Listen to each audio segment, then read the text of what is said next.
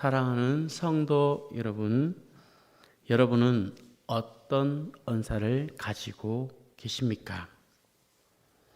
그리고 또한 어떤 은사를 갖고 싶으십니까? 어제 함께 나누었던 말씀 고린도전서 12장의 말씀에는 성령의 다양한 은사가 나옵니다. 하나님의 뜻과 진리를 명확하게 전하는 지혜의 말씀, 하나님의 특별한 계시나 진리를 깨닫고 말하는 지식의 말씀, 아픈 사람을 치유하는 병고침의 은사, 기적을 통해 하나님의 능력을 나타내는 능력 행함, 하나님의 말씀을 전하고 미래에 대한 계시를 받는 예언의 은사, 영적인 것을 분별하고 악령과 하나님의 영을 구별하는 능력인 영들 분별함의 은사, 방언으로 말한 것을 다른 사람이 이해할 수 있도록 통역하는 방언 통역함의 은사.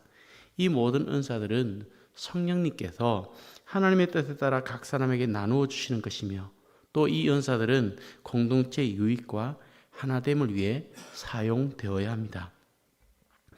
하지만 고린도전서 1장 25절 말씀에는 바울이 가르치며 강조하는 내용을 살펴보았을 때 고린도 교회는 나와는 다름을 받아들이지 못하고 서로 간에 분쟁이 있었던 것으로 생각해 볼 수 있습니다. 바울은 그리스도의 몸인 교회가 다양한 지체로 이루어져 있음을 비유로 설명하면서 고린도전서 마지막 12장 31절 말씀에는 이렇게 기록하고 있습니다. 너희는 더욱 큰 은사를 사모하라. 내가 또한 가장 좋은 길을 너희에게 보이리라. 아멘. 여러 가지 많은 은사들 가운데 더욱 큰 은사, 가장 좋은 길을 찾는 방법을 알려주는 은사가 바로 오늘 말씀입니다. 13장에 이렇게 소개됩니다. 1절에서 3절 말씀을 다 같이 합독하겠습니다.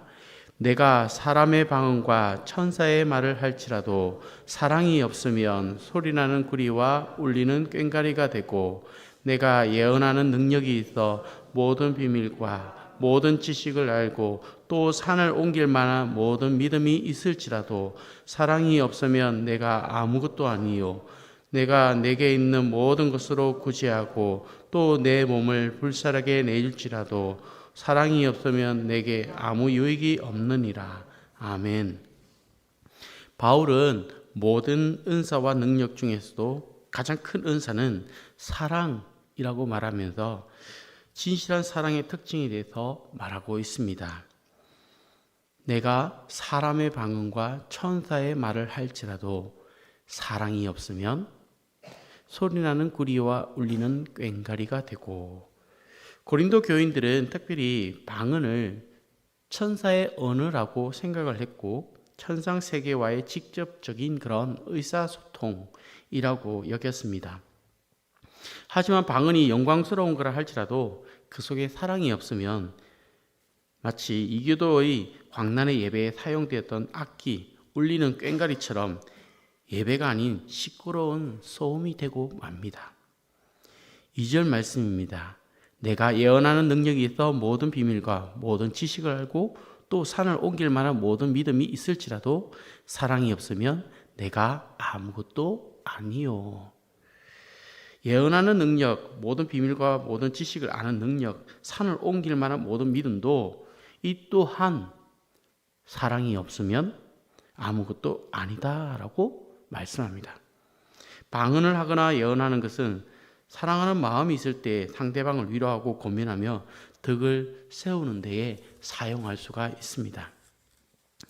이어서 3절 구제도 순교도 마찬가지입니다. 사랑이 없으면 아무것도 아니라 합니다. 사랑 없이 구제할 수 있고 사랑 없이 자기 몸을 불사를 수 있습니다.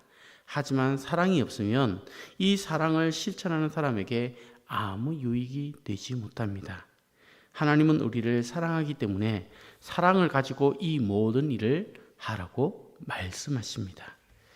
또한 사랑이 없다면 하나님께서 주신 그 능력과 은사들을 하나님과 다른 사람의 유익을 위해 사용하기보다 세상 사람들과 다름없이 자신의 유익을 위해 사용하기가 쉽습니다.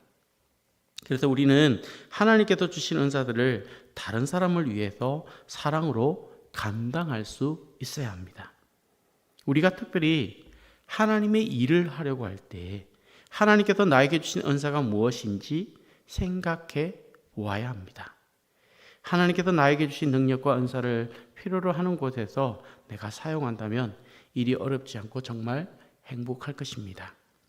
하지만 나에게 은사가 없어 보이고 열매가 보이지 않더라도 능력이 없다고 쉽게 속단 내리기 전에 기억해야 할 것이 있습니다.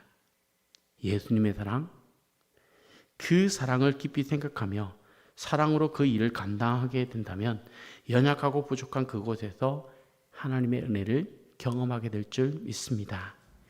내 안에 사랑이 없으면 잠깐 멈춰 생각해보고 기도해야 합니다. 사랑이 없으면 공동체를 분열시키고 동역자들에게 상처를 줍니다. 부끄러운 열매를 맺을 수밖에 없습니다. 그러나 우리의 마음에 하나님의 사랑이 있다면 생명의 열매를 풍성히 맺게 될 것입니다. 우리가 무슨 일을 하든지 사랑으로 할 수 있기를 기도합니다. 바울은 이제 사랑이 뭔지 그 특성에 대해서 말합니다. 4절 말씀을 다 같이 합독하겠습니다. 시작. 사랑은 오래 참고 사랑은 온유하며 시기하지 아니하며 사랑은 자랑하지 아니하며 교만하지 아니하며. 아멘. 오늘 말씀의 사랑은 오래 참는 것이다 라고 시작하고 있습니다.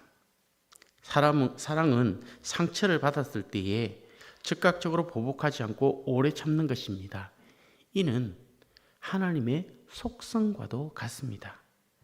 하나님께서 만약 오래 참지 않으시고 자기 백성의 죄를 그때그때마다 시시콜콜 물으신다면 오늘 여기 저와 여러분 한 사람도 살아남지 못했을 것입니다. 성도들 사이에서 오래 참는 사랑은 어떤 모습일까요? 괴로움이나 불편함에 대해 불평하지 않고 오래 참는 것입니다. 상대방의 허물과 실수에 대해서 참는 것입니다. 상처 주는 말과 행동을 할지라도 참는 것입니다. 그래서 사랑은 감정적으로 대립하지 않고 계속해서 참는 것입니다. 잠깐 참는 것이 아니라 오래 참는 것입니다. 또한 이어서 하실 말씀이 사랑은 온유함을 이야기합니다.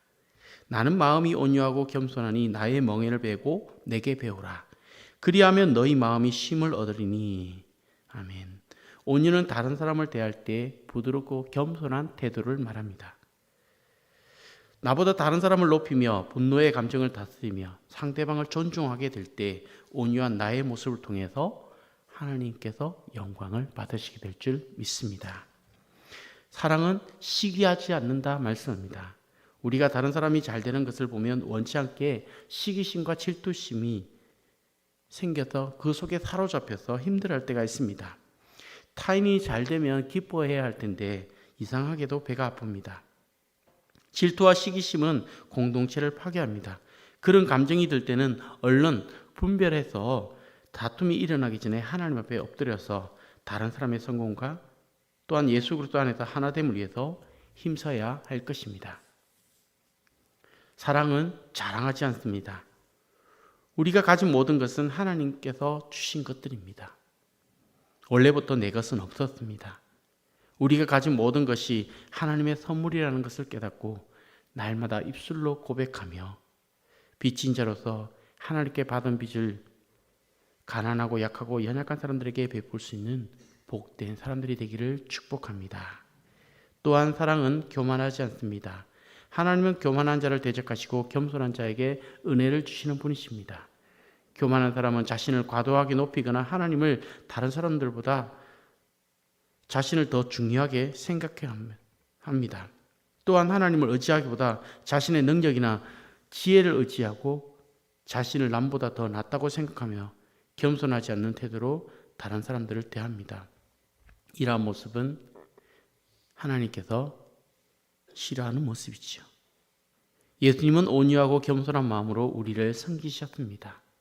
하나님 앞에 나의 연약함을 고백하며 성령님께서 날마다 우리를 순종의 길로 이끌어 주시기를 기도하는 저와 여러분 되기를 축복합니다. 사랑은 무례히 행하지 않고 또 자기의 유익을 구하지 않습니다. 사랑은 자기의 유익보다 남의 유익을 더 생각하고 남을 위해 손해보는 것입니다. 그래서 사랑은 내가 무엇을 더 소유해서 나누어 주는 게 아니라 나를 내어줌으로 그의 마음속에 예수님의 사랑이 존재하도록 하는 것입니다. 사랑은 성내지 않습니다. 성을 내지 않는 사람은 사실 한 명도 없습니다. 여기서 성낸다는 것은 쉽게 화를 내지 않는다는 것입니다. 하나님께서 여러 가지 연단을 통해 우리의 연약한 성품을 만져줄 때 믿음으로 반영하며 쉽게 화를 내지 않고 악한 것을 생각하지 않는 그런 복이 있는 사람이 되기를 소망합니다. 모든 지킬 만한 것 중에 더욱 네 마음을 지키라. 생명의 권한이 이에서 남이니라. 아멘. 구부러진 말을 버리십시오. 바로 보고 곧게 살펴 좌로나 우로나 치우치지 말고 악에서 떠나는 하나님의 지혜를 붙드시는 우리 신년의 모든 성도님들 되기를 축복합니다. 이제까지 소극적인 이 사랑에 대해서 이야기하였다면 이제는 더 적극적인 사랑에 대해서 말씀합니다. 6절 말씀입니다. 6절에서 8절, 7절 말씀을 같이 한번 읽겠습니다. 시작. 불의를 기뻐하지 아니하며 진리와 함께 기뻐하고 모든 것을 참으며 모든 것을 믿으며 모든 것을 바라며 모든 것을 견디느니라. 아멘. 사랑은 불의를 기뻐하지 않으며 진리와 함께 기뻐하는 것입니다. 사랑은 공적인 불의에 묵인하지 않고 적극적으로 공의의 편에 서는 것입니다. 또한 진리는 하나님의 말씀입니다. 말씀 위에 굳게 서서 하나님이 기뻐하시는 일을 하는 저와 여러분 되기를 바랍니다. 또한 사랑은 모든 것을 참으며 모든 것을 믿으며 모든 것을 바라며 모든 것을 견딘다라고 말씀하고 있습니다. 참는다는 것은 크고 작은 고통을 묵묵히 참는 것을 말하고 견딘다는 것은 고난과 박해에 대항하여 끈기 있게 견디는 것입니다. 이러한 사람은 하나님의 때에 하나님의 방법으로 보호받게 될 것입니다. 고통을 참고 누림으로 하나님의 은혜와 호의하심을 받게 되는 신년의 모든 성도님들 되기를 축복합니다. 사랑은 언제나 오래 참고 예수님을 우리 구주로 믿음으로 끝까지 소망을 버리지 않는 것입니다. 하나님은 사랑이십니다. 하나님을 마음에 품은 사람은 모든 것을 바라며 모든 것을 견디게 될 줄 믿습니다. 우리는 유한한 시간과 공간 속에서 살아가는 유한하고 불안정한 그런 존재입니다. 당연히 우리가 아는 것은 부분적일 수밖에 없고 모를 수밖에 없습니다. 하지만 완전하신 하나님께서는 오늘도 우리에게 영원 불변한 말씀과 성령님을 보내주셔서 하나님의 역사를 이루어가고 계십니다. 하나님 앞에 서는 날 그리스도께서 재림하실 때 분명하게 알게 될 것입니다. 그때는 그리스도께서 나를 아신 것 같이 내가 그리스도와 그 사랑에 대해 온전히 알게 될 것입니다. 엊그제 화요일부터 어제 목요일까지 교회 김장을 마쳤습니다. 많은 성도님들께서 사랑으로 수고를 해주셨는데요. 배추는 7번 죽어야 김치가 된다는 어느 목사님의 글이 생각이 났습니다. 첫 번째 배추는 땅에서 뽑히면서 죽습니다. 두 번째 날카로운 칼에 쪼개지며 갈라지며 죽습니다. 세 번째 짜릿한 소금물에 절여지며 죽습니다. 네 번째 매운 고춧가루와 다양한 양념에 버무려져서 죽습니다. 다섯 번째 어두운 단지나 통에 담겨서 냉장고 안에서 죽습니다. 여섯 번째 식탁 위에 오를 때 도마 위에서 잘려져서 죽습니다. 마지막 7번째 사람의 입속에서 씹히면서 죽음을 맞이합니다. 배추는 자기가 죽음으로 한결 우리를 살리는 맛있는 김치가 됩니다. 사랑은 내가 죽는 것입니다. 대림절 예수님이 이 땅에 오실 때에는 많은 사람들에게 환대받지 못했습니다. 공생의 사역 가운데서도 수없이 참고 인내해야 할 때가 많았습니다. 마침내 우리를 구원하시기 위해 십자가에서 피 흘리시기까지 죽으셨습니다.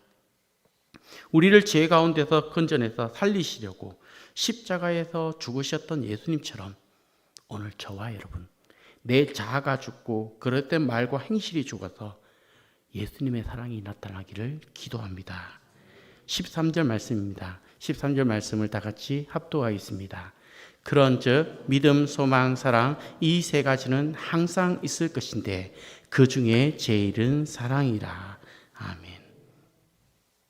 오늘도 우리에게 주신 소중한 시간을 사랑으로 채워가며 어제보다 더 크고 깊은 사랑의 사람이 되어가기를 주님의 이름으로 축복합니다. 기도하겠습니다. 사랑의 주님, 오늘도 이 새벽에 귀한 하나님 말씀을 주셔서 감사합니다. 하나님의 말씀이 우리의 귀에 들려지고 우리의 머리에 입력이 되어지는 것으로 끝이 아니라 우리의 삶에 녹아지게 하여 주옵소서.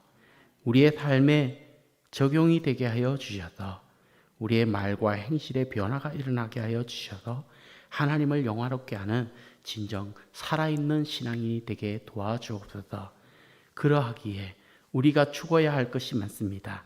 우리 안에 내 자아가 죽고 옛 본성이 죽고 하나님을 멀리하고자 하는 그 인간적인 모든 계산들이 죽어지게 하여 주셔서 오직 예수님의 사랑으로 채워지고 하나님의 이름만 드러나는 삶이 되게 하여 주옵소서. 감사합니다. 예수님의 이름으로 기도드리옵나이다. 아멘.